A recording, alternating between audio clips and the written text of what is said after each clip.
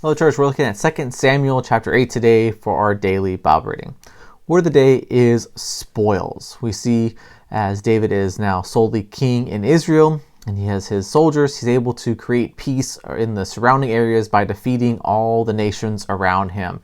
And this brings lots of wealth and plunder and benefits for the financial establishment of Israel. We'll see this kind of play out into Solomon's reign, where he's able to build some massive structures like the temple and the king's palace because of this work that God has blessed David with in administering justice around the area. And so as we see these spoils, once again, it's not just for spoil's sake. We see in verse 15, how is David using all these things? And so let's pick up in verse 15. So David reigned over all Israel, and David administered justice and equity to all his people.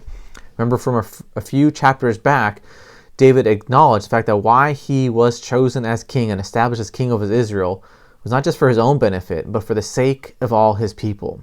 So this part, into a few years into his kingship, he is doing this rightly. He's administering justice and equity. He's seeking to do what is right for his people by creating peace from the neighboring enemies, but also in administering justice throughout his land. And so, once again, this amazing blessing that the spoils of peace and of wealth was able to guide God's kingdom and to bring in some prosperity. All right, church, have a great day.